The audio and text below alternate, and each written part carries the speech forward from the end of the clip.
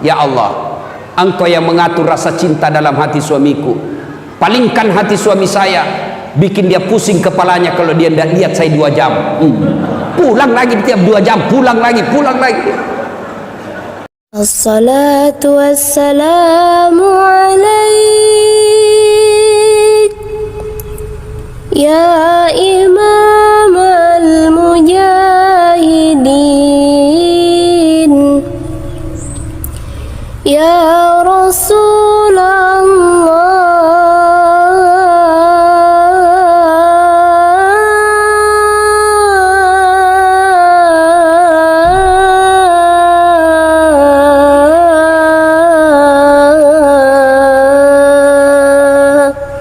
Yang lebih parah Pak, baru-baru ini di Sulawesi Selatan saya turun ceramah, ada ibu-ibu kira-kira 40 tahun sudah foto, dia bilang, Ustadz bolehkah cium? Saya bilang sembarang ini, dia bilang mana kau bisa cium Ustadz? Dia bilang tidak nafsu. Saya bilang biar tidak nafsu tidak boleh, kita bukan muhrim.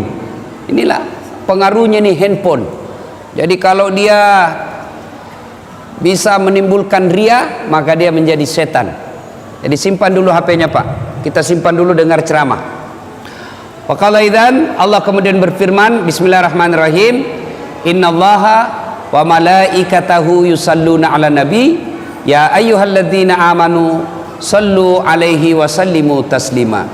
Sesungguhnya Allah dan para malaikatnya bersalawat kepada Rasulullah Muhammad sallallahu alaihi wasallam, maka wahai orang-orang yang beriman, bersalawatlah kalian kepada Rasulullah dengan sebaik-baik salawat. Sadaqallahul azim, maha benar Allah dengan segala firman-Nya. Ibu bapak, saudara-saudara sekalian yang saya hormati, pada taklim kita kali ini saya akan memberikan oleh-oleh untuk kita amalkan dalam kehidupan sehari-hari. Karena kadangkala ada orang pulang pengajian tidak ada oleh-olehnya kecuali kue. Dos-dos saya biasa lihat itu pengajian, pulang ditanya bagaimana pengajiannya, alhamdulillah hebat. Bagaimana ceramahnya, jago memang itu Ustaz. Apa dia bilang? Saya sudah lupa ya. Bahkan ada sekarang pulang pengajian dia menjadi juri Pak. Pulang pengajian membanding-bandingkan saja Ustaz. Wah itu kalau Ustaz itu yang ceramah hebat, tapi kalau ini yang satu bikin ngantuk. Itu datang dengar pengajian hanya menilai Ustaz, bukannya mengamalkan tapi menilai saja. Nah kali ini saya akan memberikan oleh-oleh untuk kita amalkan, mudah-mudahan dalam kehidupan sehari-hari bisa diterapkan. Bapak saudara-saudara sekalian, oleh-oleh kita hari ini yang pertama, biasakan kapan dan dimanapun selalu ada wudhu. Mau ke pasar wudhu dulu, mau pergi kantor wudhu dulu, mau pergi ngajar wudhu dulu, mau pergi antar jemput anaknya wudhu dulu. Bahkan ibu-ibu mau pergi gosip sekalipun wudhu dulu. Nah sekarang apa kelebihannya orang yang selalu ada wudhunya? Apa keutamaan orang yang selalu ada wudhunya? Buka Al-Quran. Al-Quran menjelaskan orang yang selalu ada wudhunya, innallaha yuhibbut tawabina wa yuhibbul mutattakhirin. Orang yang selalu ada wudhunya dicintai oleh Allah. Lalu orang kalau dicintai Allah, apa kelebihannya? Apa kelebihan orang yang selalu ada wudhunya? Orang yang selalu ada wudhunya, insya Allah dicintai oleh Allah. Lalu kalau Allah telah cinta kepada kita, apa kelebihannya? Orang yang dicintai Allah Pak, apapun dia minta pasti dikasih. Ya Allah berikan saya kekayaan, dikabulkan. Ya Allah sembuhkan penyakitku, dikasih. Kenapa? Sudah dicintai Allah. Namanya orang kalau dicinta, apa dia minta pasti dikasih. Contoh, ada anak muda lagi jatuh cinta sama cewek, kebetulan ceweknya mata duitan. Dia bilang ceweknya, kak betul kau sayang saya? Betul. Kalau betul abang sayang saya, belikan saya pulsa. Tidak ada duitnya sang cowok, terpaksa dia pinjam sama temannya. Bos, pinjam dulu uang 100.000. Bulan depan saya ganti 200.000. Untuk apa? Daripada dia putuskan cintaku, biarlah saya ganti kau 200.000. Terpaksa pinjam duit. Untuk apa? Menyenangkan hati yang dicintai. Ustaz, saya selalu ada wudhu. Tiap hari saya ada wudhu, Ustaz. Tapi yang saya minta tidak dikasih. Percayalah, apa yang kita minta tidak baik buat kita. Contoh, selalu saya contohkan. Tamat SMA dulu, Pak, saya daftar tentara, menjadi akabri penerbang. Begitu tes fisik tidak lulus. Kenapa? Ceper, tidak cukup tinggiku. Saya protes kepada Allah, ya Allah, kenapa kau takdirkan saya dalam keadaan pendek? Saya 14 bersaudara, Pak. Saya yang paling pendek. Saya anak ke-13. Kenapa ketawa? Bagus itu kalau banyak anak, daripada cuma 2. Coba kalau 14 anak, Pak. 1 anggota DPR, 1 lurah, 1 jaksa, 1 polisi, 1 tentara, 2 penghafal Quran, 4 mubalik. Hebat, Pak. 14 anak, 1 tenggelam, masih ada 13. 1 digigit buaya, masih ada 12. 1 di penjara, masih ada 11. Tapi coba kalau cuma 2, 1 tenggelam, 1 di penjara, habis. Orang dulu itu banyak anak, banyak rezeki. Ibu saya sekarang, Pak, tiap bulan 14 juta gajinya. Tiap bulan. Dari mana? 1 anak 1 juta. 14 juta dia terima 1 bulan. Kalah gaji pegawai, Pak. Dia bilang, ibuku, andai saya tahu begini, saya kasih banyak dulu anakku. Nah, dari 14 bersaudara, saya yang paling pendek. Saya protes kepada Allah, ya Allah, kenapa kau lahirkan saya dalam keadaan pendek? Kau tidak rugi jadi kalau saya jadi tentara? Teman saya lulus, Pak, padahal itu teman saya tidak pernah dia kalah nilaiku. Lulus polisi, sekarang dia serse di Sulawesi Barat, reserse. Sudah bunga-bunga dia di sini 2, pakai baret merah. Saya lulus pakai baret putih. Tapi alhamdulillah, dengan baret putih yang saya pakai, mulai baret hitam sampai baret putih, ku caramai kau semua. Allah kasih yang terbaik. Saya gagal jadi tentara, daftar lagi saya jadi dokter. 3 kali saya ikut UMPTN, malah saya lulus di Sospol. Temanku yang jadi dokter, kira-kira 3 tahun yang lalu, saya telepon Ramadan, dok, kembali lebaran sama keluarga? Tidak, Ustadz. Rugi-rugi tuh cari uang, tidak kumpul lebaran sama keluarga. Apa dia bilang? Mahal, Ustadz, untuk sampai ke kampung 16 juta tiket. Dalam hatiku, alhamdulillah, untung saya tidak jadi dokter, untung saya jadi Ustadz. Sekarang saya keliling-keliling ceramah, Pak. Allah kasih yang terbaik. Maka kalau mau dicintai Allah, biasakan ada wudhu. Kalau Allah telah cinta sama sampean, apa yang Bapak minta pasti dikasih. Kalau tidak dikasih, jangan sangka buruk. Pasti yang Bapak minta tidak baik buat Bapak. Anak daftar tentara tidak lulus, bukan di situ yang terbaik. Anak daftar PNS tidak lulus, bukan di situ yang terbaik. Percayalah, Allah memberikan yang terbaik. Yang kedua, orang yang selalu ada wudhunya. Setelah dicintai Allah, maka orang yang selalu ada wudhunya, insya Allah terpelihara dari dosa dan maksiat. Kok bisa? Contoh, Pak, Bapak kalau ada wudhu kan tidak mau jabat tangan sama perempuan. Coba lihat, jangankan sama orang lain, sama istri sendiri kita tidak mau itu. Sudah wudhu ada istri, aja kajenekku, jangan ada wudhuku, padahal dengan istri, apalagi dengan orang lain. Kalau ada wudhu terpelihara dari dosa, maka mulai besok, Pak, amalkan itu. Kemana-mana ada wudhu. Saya rasakan waktu saya sekolah kuliah, kalau saya naik angkot tidak mau saya duduk dekat sama cewek di sini, saya di sini. Terpaksa duduk dekat cewek. Kenapa? Itu yang kosong, kita mau ujian. Oke, duduk sama cewek, tapi saya waspada. Saya selalu waspada, Pak. Tiba-tiba sopirnya mendadak, saya pegang itu besi. Tahan. Kenapa? Saya ada wudhu. Tapi kalau tidak ada wuduku Pak, belum direm saya nyasar duluan. Coba. Jadi orang yang selalu ada wudunya, insya Allah terpelihara dari dosa dan maksiat. Yang ketiga, orang yang selalu ada wudunya, insya Allah terhindar dari kekafiran ketika wafat. Kok bisa? Ajal kita tidak tahu kapan menjemput. Ajal kita tidak tahu kapan datangnya. Tapi kalau ada wudu, ajal menjemput, kita dalam keadaan suci.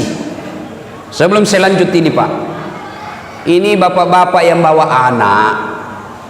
Bedanya bapak saya dulu waktu saya kecil Pak, saya ini tidak pernah mondok Pak, tidak pernah mondok. Bahkan saya pernah tamat SD, pernah bertengkar bapak saya berdebat. Karena saya mau masuk pesantren tapi tidak dikasih masuk pesantren. Kenapa? Pesantren waktu itu mahal, tidak bisa bapak saya bayar. Bayangkan 14 bersaudara, bapak saya petani penggarap. Tahu namanya petani penggarap Pak? Sawahnya orang dia kerja, kalau naik 10 karung ya, 9 karung untuk yang punya sawah, 1 karung untuk bapak saya. Itu namanya petani penggarap. Jadi waktu itu saya mau masuk pesantren, bapak saya tidak bisa. Kenapa? Waktu itu pesantren lebih mahal daripada sekolah umum. Tidak pernah mondok. Tapi bagaimana bapak saya kalau dia bawa saya ke masjid? Sudah kok, duduk kamu di sini, dengar itu ustaz ceramah. Maka saya dah tahu agama melalui masjid. Coba bapak-bapak bawa anaknya berkeliaran di sana. Itu bedanya kita orang Kristen Pak. Itu orang Kristen kalau dia bawa anaknya ke masjid, dia ke gereja, dikasih duduk di sampingnya itu. Duduk kok, dengar pendetamu. Coba lihat anak-anak Nasrani kalau dia ke pendeta ke gerejanya. Duduk samping. Kalau kita duduk dengar ceramah, anaknya kopi main. Siapa anak itu? Tidak ada yang mau akui itu. Coba, siapa anak? Tidak ada yang mau ngakui. Mestinya duduk di samping kita, dengar. Masa kalau ulang tahun anak kita mampu kita kasih hadiah, dengar ceramah kita tidak kasih hadiah. Nah, Bapak saudara-saudara sekalian, nah, kita tidak tahu ajal kapan menjemput. Tapi ketika ada wudu, kita keluar rumah tiba-tiba ajal menjemput. Di perjalanan kita ajal, di kantor ajal, ada wudunya. Subhanallah, kita mati dalam keadaan suci, menjemput, menghadap kepada Allah, kita dalam keadaan suci karena ada wudu. Yang keempat, keutamaan orang yang selalu ada wudunya. Menurut Al-Quran, simahum fi wujuhihim min asaris sujud. Di muka mereka nanti di akhirat ada bekas sujud. Apa bekas sujud? Kata Nabi, mukanya bercahaya karena wudunya. Dijelaskan dalam kitab, umat Islam nanti menghadap Qadir Rabbul Jalil, dia tidak perlu mengaku ya Muhammad saya umatmu, tapi tanda-tandanya bercahaya wajahnya. Nanti umat Islam Pak mengeluarkan cahaya wajahnya, sehingga ketika menghadap Allah tidak perlu lagi kita mengaku ya Muhammad saya umatmu, tapi otomatis ketahuan karena wajahnya berseri-seri akibat wudu. Maka oleh-oleh kita yang pertama, biasakan ada wudu. Ibu-ibu ini biasanya kalau ada pengantin banyak perempuan tidak sholat. Kenapa? Gara-gara make up. Coba lihat perempuan kalau ada pengantin Pak, itu kayak mukanya dikira tembok, kuning, biru, abu-abu, coklat, krem, merah. Tiba waktu sholat, tidak sholat itu. Gara-gara apa? Make up. Maka solusinya wudhu dulu baru make up. Sudah itu tahan kentut, biar sudah wudhu kalau kentut batal. Dia bilang tidak keluar semua Ustadz, masih sedikit aja keluar, biar sedikit batal. Satu, biasakan ada wudhu, selalu ada wudhunya. Yang kedua, oleh-oleh kita hari ini setelah selalu ada wudhunya, yang kedua, tiada hari tanpa sholat duha. Coba diamalkan. Bapak-bapak bekerja tujuannya apa? Memperbaiki dunia. Merantau dari Jawa, merantau dari Sulawesi, datang ke sini untuk apa? Memperbaiki dunia. Lalu siapa yang punya dunia? Allah Subhanahu wa ta'ala. Allah memberikan resep, kunci. Kalau mau sukses pekerjaanmu hari ini, maka biasakan sholat duha. Amalkan sholat duha. Bagaimana caranya sholat duha? Semua sudah tahu lah. Waktunya aja yang berbeda. Kalau tahajud, syaratnya harus sudah tidur. Waktunya malam hari. Berapa lama tidur? Biar 10 menit. Bapak tidur jam 12. Jam 12.15 menit bangun, sudah boleh sholat tahajud. Tapi waktu paling bagus sepertiga di akhir malam, kira-kira jam 4 subuh. Nah, itu paling bagus. Tapi kalau kita terbangun jam 1, boleh. Berapa rakaat? 2 sampai dengan 8. Artinya apa? 2 rakaat salam, 2 rakaat salam, 2 rakaat salam, 2 rakaat salam. Apa niatnya? Sudah.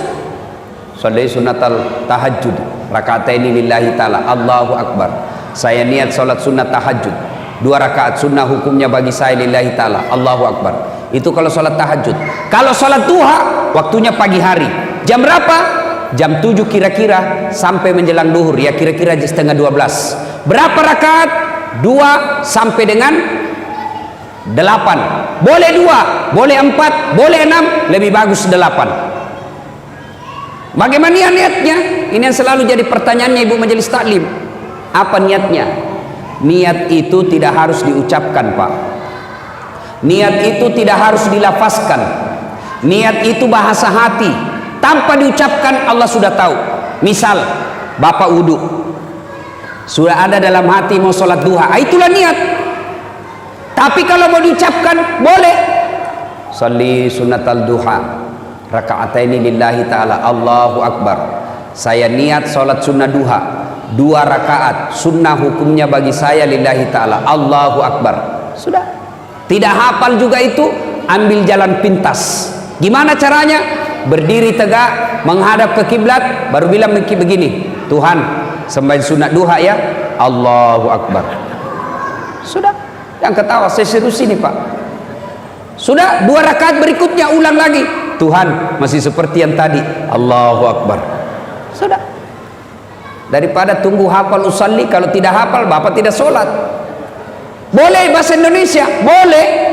Kalau niat boleh bahasa apa saja. Bahasa Jawa monggo, bahasa Bugis silahkan, bahasa Indonesia boleh, bahasa Inggris kalau tahu niat. Tapi kalau takbir Allahu Akbar, sudah tidak boleh bahasa masing-masing. Kan pernah itu ada ulama di Jawa mengajarkan boleh sholat pakai bahasa masing-masing.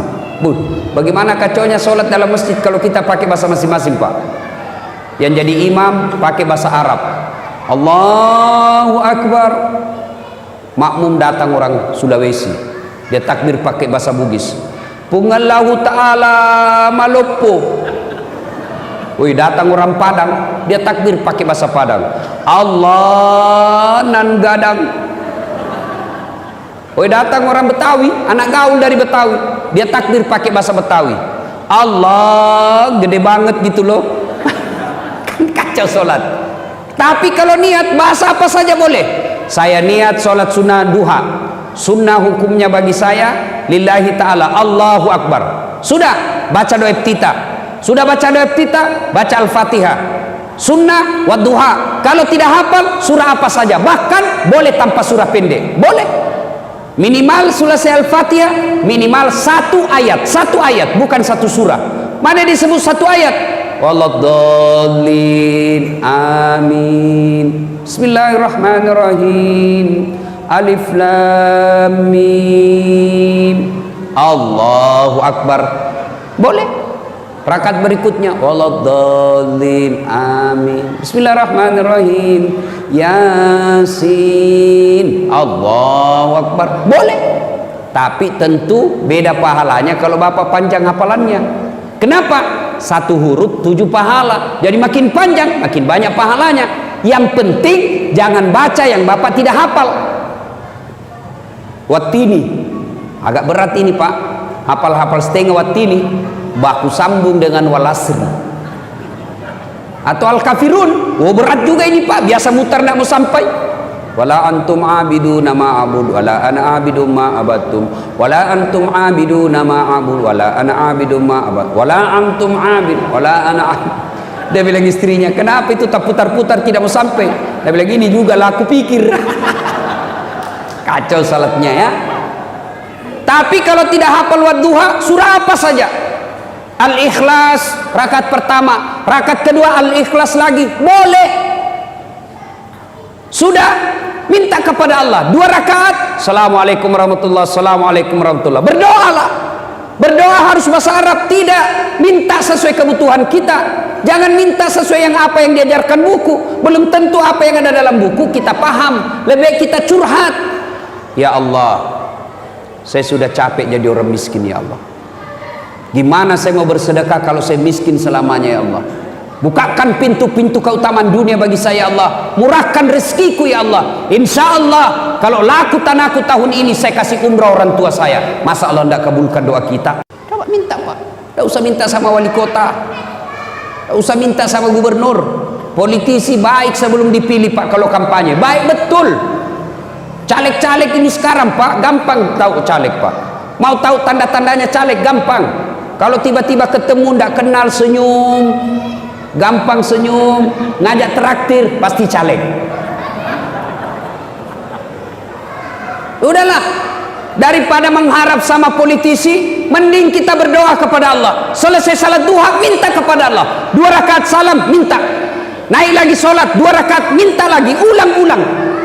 Masa Allah tidak kabulkan? Kalau Allah sudah janji, ud'uni astajib lakum, minta kau kepadaku, pasti saya kabulkan. Itu janji Allah.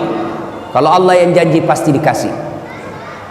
Saya bukan mau takabur Pak, ini memperkenalkan diri saja.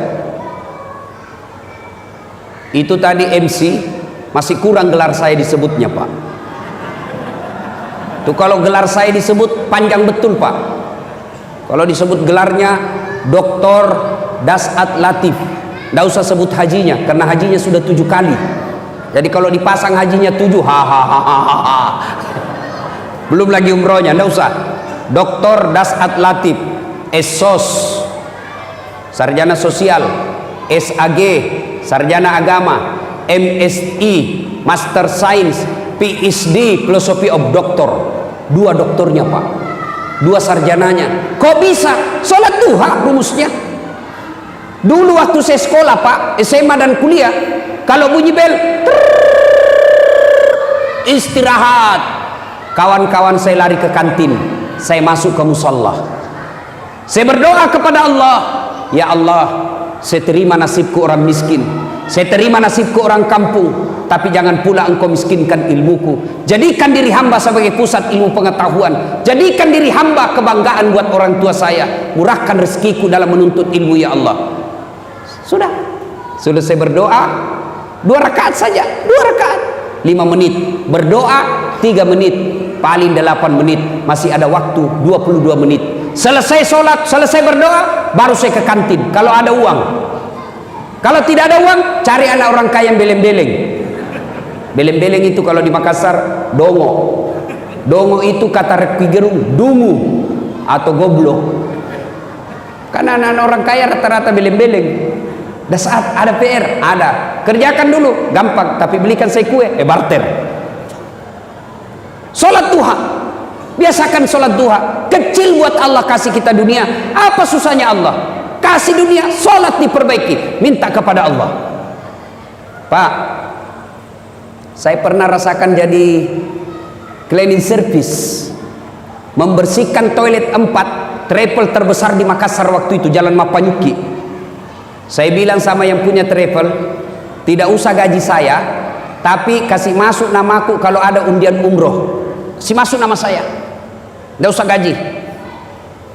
Sampai tutup itu kantor, tidak dapat saya Pak. Saya pernah menjadi pegawai catering, ngantar-ngantar nasi, ya kalau catering mewah, ini catering abal-abal Pak. Jalan Harimau, lorong 77A, depan Masjid Baitul Aman, situ ada catering, orang bau-bau, namanya Bapak Resa.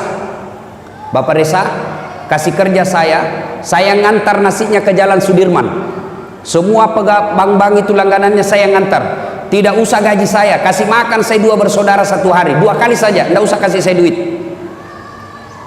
Saya pernah menjadi loper koran, ngantar-ngantar koran, selesai sholat subuh pakai sepeda BMX, dicuri lagi sepedaku. Saya pernah keluar dari kelas belajar Pak, waktu itu saya kuliah. Saya keluar dari kelas, Ada kawan saya, senior saya, tunjukin saya. Dasar, tidak malu-malu kau itu. Apa? Bajumu cakar terus. Tahu cakar? Baju bekas. Itu kalau di toko resmi 100.000 satu. Ini 100.000 7 masih bisa ditawar. Saya tidak marah. Saya cuma bilang, ya Allah, murahkan rezekiku, panjangkan umurku, supaya saya bisa berbuat baik sama ini orang. Saya pernah rasakan itu, Pak. Naik mobil dari kampung saya di Pinrang, kurang lebih 200 km. Naik mobil sampai ke Makassar, 8 jam berdiri.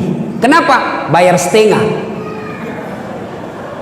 Kalau bayar full waktu itu 6.000, saya cuma bayar 2.000. Berdirilah saya, Pak. Paling siksa kalau tengah malam, ngantuk. Saya rasakan itu berkali-kali. Demi Allah, saya sering rasakan. Saya pulang sekolah, pulang kuliah, mau pulang kampung, ceritanya mau minta duit sama bapak saya. SPP waktu saya itu 92.000, 90.000 satu bulan, satu semester. Saya pulang kampung, begitu saya buka tutup nasi, nasinya saja mamaku dia cuma campur apa, Pak? Garam, kasih minyak kelapa dengan kelapa muda, digabung-gabung itu garam, minyak kelapa dengan minyak, dengan kelapa muda dicampur dengan nasi, baru dimakan. Saya bilang sama adekku, ndak usah kau minta uang pembayaran. Kalau kau minta, bapak berpikir ibu stres, belum tentu ada uangnya. Lebih baik kita senangkan perasaannya. Kenapa kau das? Tidak ji Pak, datang-datang saja. Padahal saya mau minta pembayaran, ndak jadi, saya pulang. Saya sering rasakan jalan kaki, tapi biiznillah, dengan izin Allah, tidak pernah lepas salat duha aku, Pak. Saya pegang betul itu namanya salat duha untuk pintu dunia. Alhamdulillah. Kalau dulu saya menjadi pegawai catering, pegawai cleaning service supaya bisa umroh, alhamdulillah sekarang saya punya travel sendiri. Saya bisa umroh kapan saja saya mau. Bahkan mengumrohkan orang. Dengan izin Allah. Kalau dulu saya jalan kaki, alhamdulillah saya sudah punya mobil beberapa unit. Bahkan yang saya pakai sekarang, Pak, belum cukup 5 di Makassar mobil seperti itu. Dengan izin Allah. Gimana rumusnya, Ustaz? Sholat duha. Jadi bapak kalau mau baik anaknya, suruh sholat duha, pelihara dengan baik. Ibu-ibu mau bantu suami cari nafkah? Mau ibu? Mau? Ibu ndak usah dagang kiri kanan, nanti difitnah orang. Begitu suaminya pergi, dia pergi juga. Gimana caranya? Tinggal sholat duha di rumah. Suami pergi, ibu sholat duha 8 rakaat saja, paling lama setengah jam. Kadang-kadang ada juga 2 rakaat cuma 1 menit. Allahu Akbar, Allahu Akbar, Allahu Akbar, Assalamualaikum, amin. Sudah. Saya tanya, kenapa cepat sekali sholat duhamu? Saya sudah hafal, Ustaz. Kalau soal hafal, kau bilang saja begini, Allahu Akbar, Tuhan, bacaannya sama kemarin, Assalamualaikum warahmatullahi. Sudah begitu saja. Sholat duha, ibu. Selesai sholat duha, ibu menghadap kepada Allah. Salawat dulu supaya cepat doanya diijabah Allah. Ya Nabi, salam alaika, ya Rasul, salam salam alaika. Sambil ibu bayangkan suami cari nafkah, dorong-dorong gerobak, sambil ibu bayangkan jual-jual bensin suaminya, sambil ibu bayangkan lagi di sawah, sambil ibu bayangkan lagi di pasar suaminya cari nafkah, ibu salawat mengharapkan ridha Allah.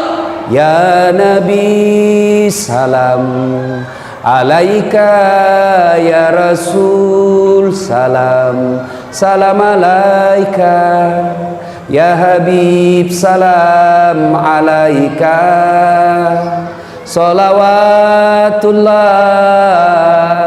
alaika.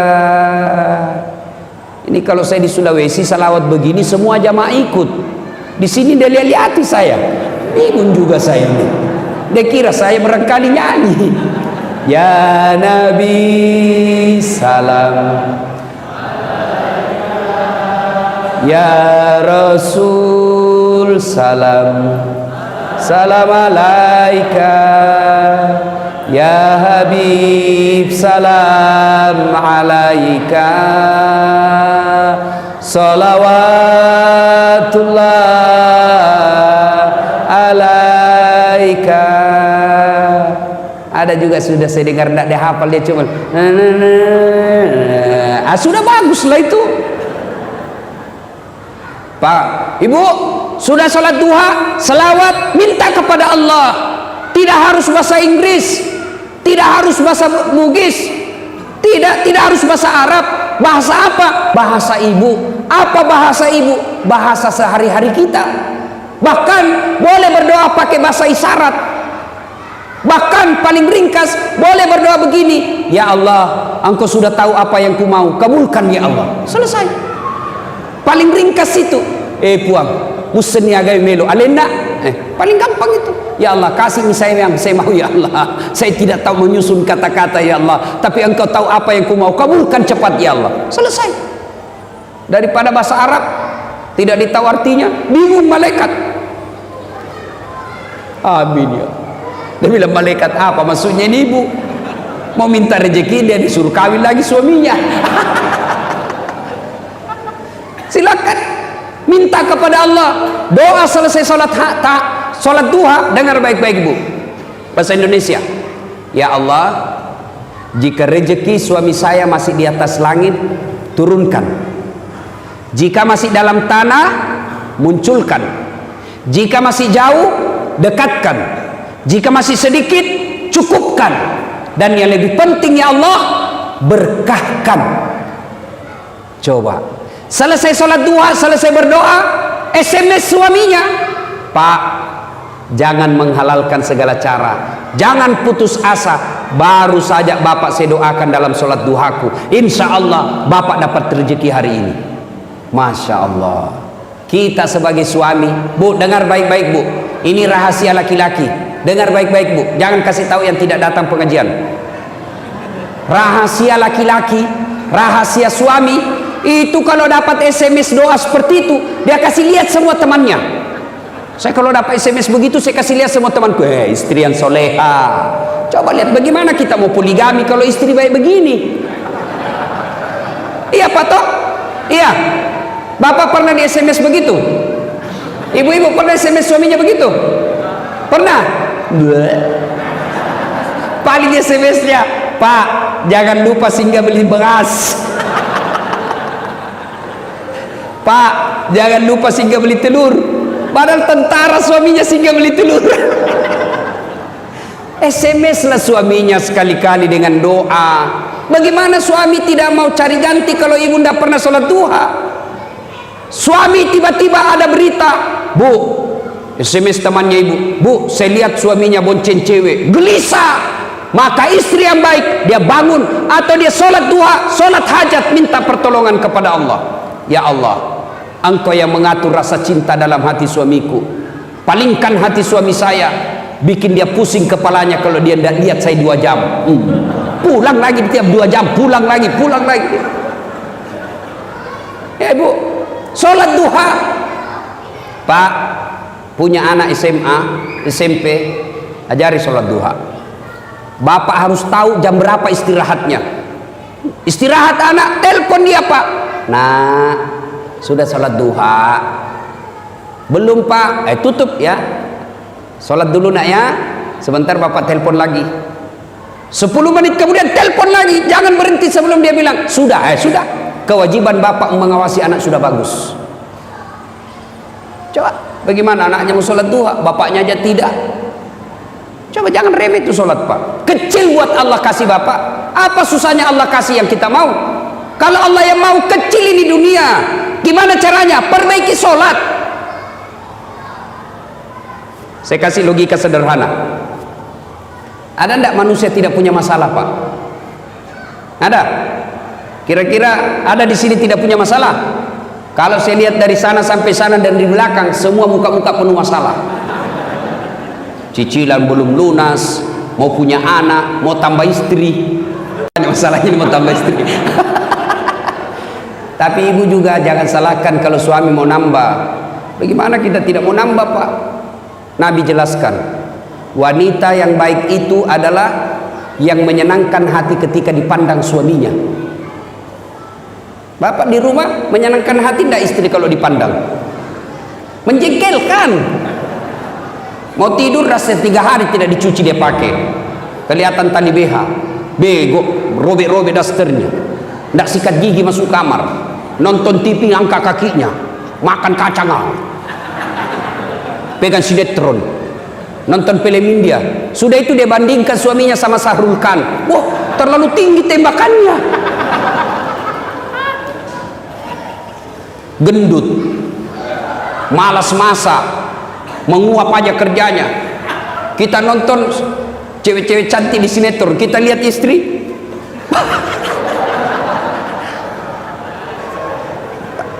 yang ngangkat keteknya Pak sambil menguap. Bagaimana suami tidak tekanan batin? Bu, lain kali kita bahas bagaimana menjadi istri yang soleha. Nah ibu bapak saudara-saudara sekalian, ada enggak rumah tangga tidak ada masalahnya? Ada? Jangankan kita Pak, Nabi ada masalah dalam rumah tangga. Saya kasih contoh Pak, istri cantik, kira-kira istri cantik masalah apa bukan? Masalah Pak. Kenapa? Digoda orang, apalagi kalau suaminya jelek. Wow, lebih masalah lagi itu Pak. Berarti bagus kalau suami jelek, istri jelek Pak. Istri cantik masalah, berarti bagus kalau istri jelek.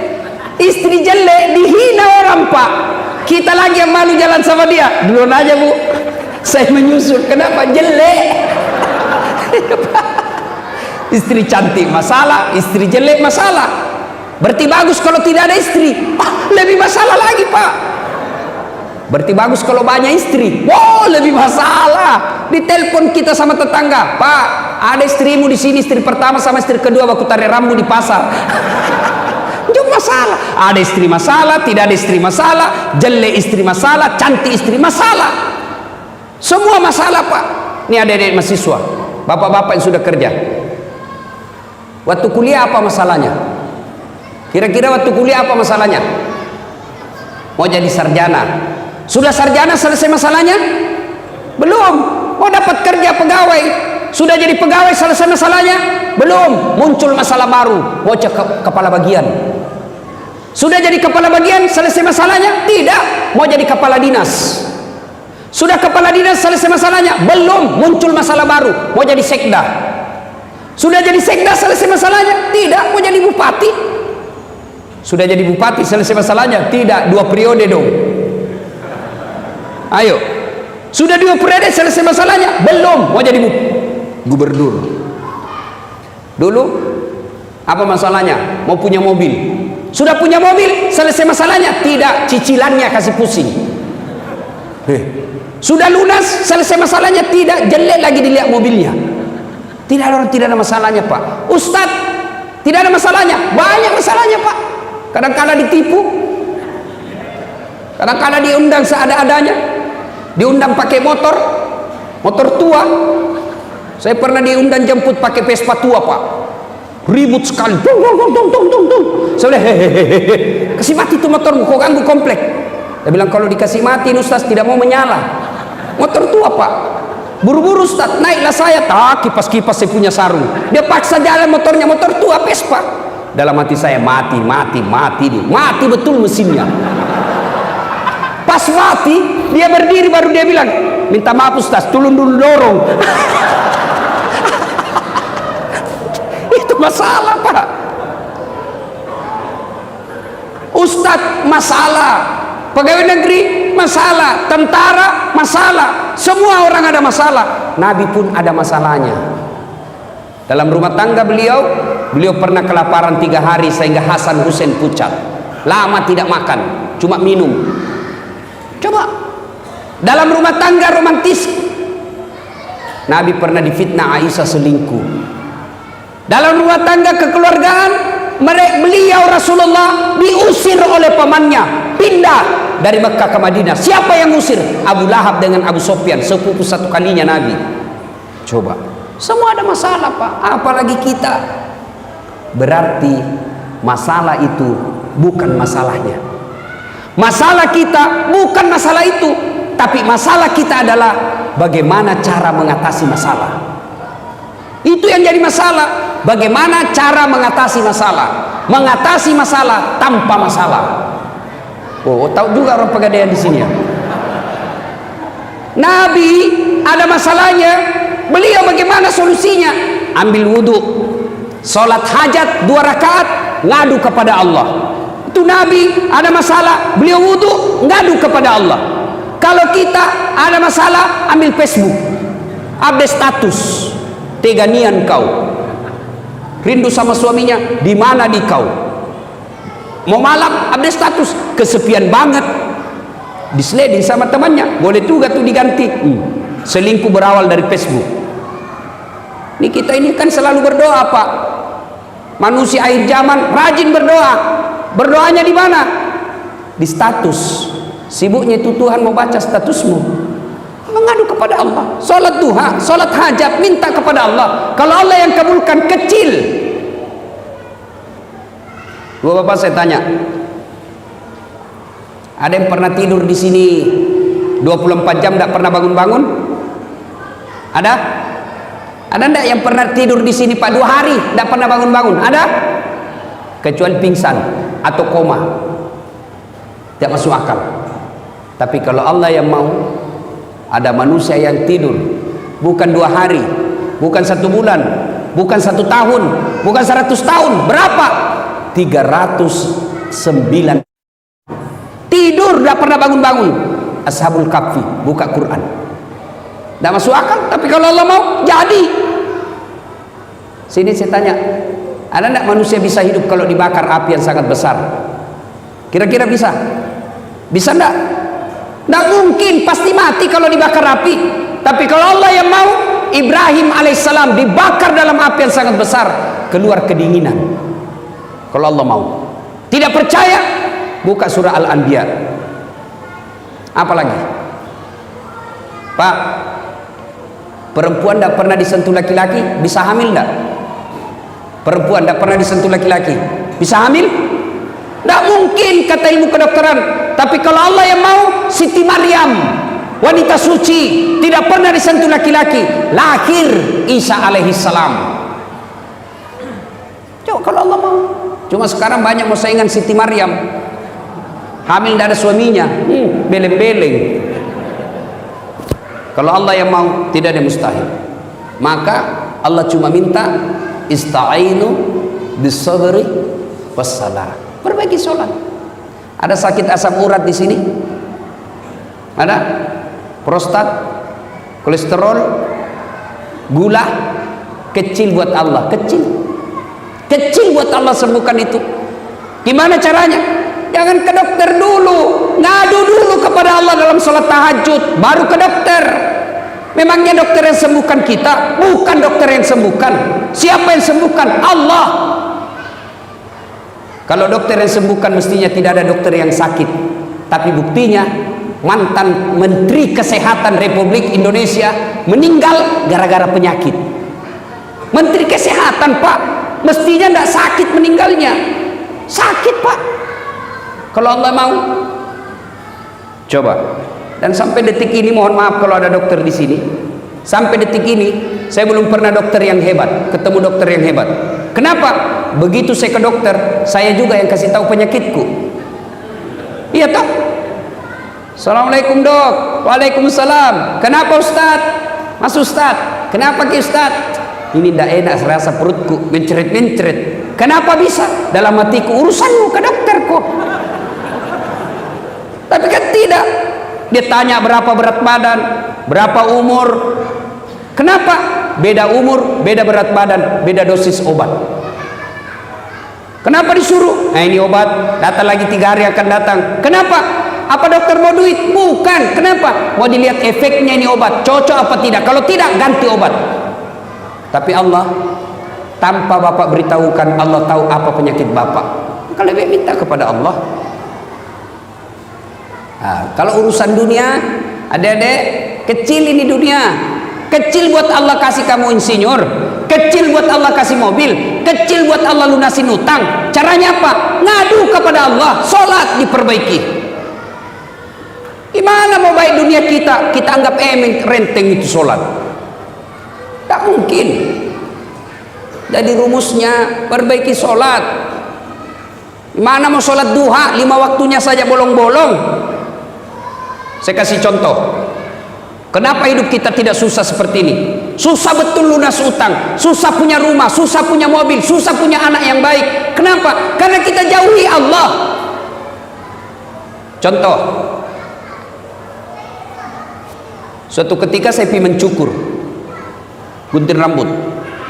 Yang cukur saya antara laki-laki dengan perempuan. Tahu kan makhluk seperti ini? Cala bayi. Saya bilang wandu, wanita doraka. Laki bukan, perempuan bukan. ACDC. Makhluk seperti ini kan cerewet, Pak. Waktu dia cukur saya cerewet betul. Semua dia komentar. Saya diam-diam saja dengar. Nanti saya tersinggung waktu dia bilang, Ustadz, saya tidak percaya Tuhan Maha Pengasih. Langsung saya pukul tangannya. Hah? Sembarang dia bilang ini bencong. Kenapa bilang begitu? Kalau Tuhan Maha Pengasih, Ustadz, kenapa ada peminta-minta di jalan? Dalam hatiku, benar juga ini orang. Tapi tidak usah diajak ke debat. Apa gunanya jenis kelaminnya aja tidak jelas, bikin habis-habis kuota. Keluarlah saya. Pas saya keluar ketemu orang gondrong. Tahu gondrong kan? Saya panggil, ini jawabannya. Saya panggil itu gondrong, sini dulu. Kau ikut sama saya kasih kau 50. Ikutlah dia. Saya kembali ke salon itu. Assalamualaikum. Waalaikumsalam. Kenapa lagi Ustaz? Sini dulu, Deng. Saya tidak percaya ada tukang cukur di sini. Sembarang Ustaz bilang, itu barusan kayak syukur kau. Saya tidak percaya ada tukang cukur. Kalau ada tukang cukur di sini, kenapa ada di gondrong? Begitulah kita, Pak. Dia bilang ini tukang cukur. Dia gondrong karena dia tidak datang. Coba kalau datang, saya gondol Ustaz. Gimana kita tidak punya masalah? Kita tidak pernah datang kepada Allah.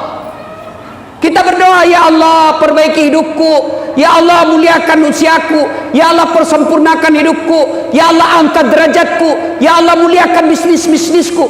Allah jawab, oke, sini kau kalau mau, hayya alal falah, sini saya kasih kau kemenangan. Tapi apa jawaban kita? Tunggu. Pantas hidup kita susah, Tuhan disuruh menunggu.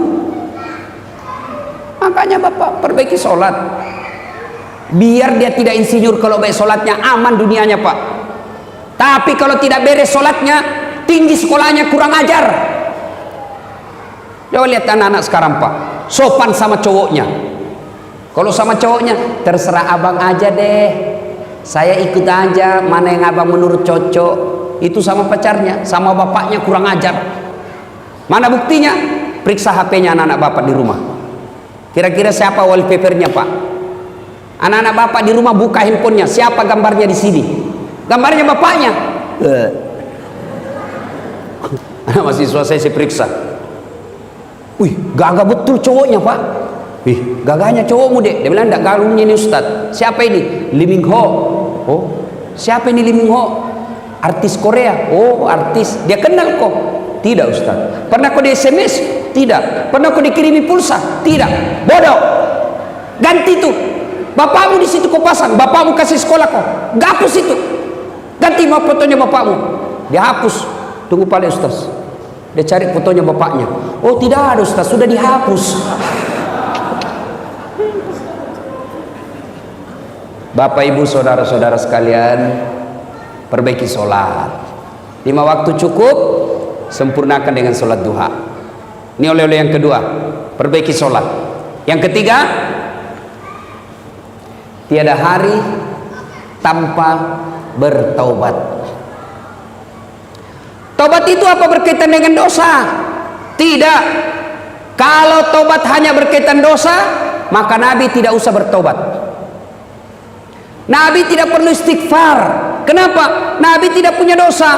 Bahkan dijamin oleh Allah, ya Muhammad, kalau ada dosamu, aku telah ampuni dosa-dosamu. Tapi apakah Nabi tidak perlu istighfar?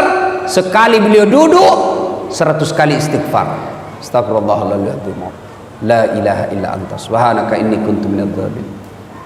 Satu ketika Imam Ahmad tahu, Pak, muridnya Imam Syafi'i. Imam Syafi'i mengajarkan kunut, Imam Ahmad tidak. Suatu ketika Imam Ahmad bercerita, saya tidak tahu kenapa saya rindu sekali mau ke Basrah.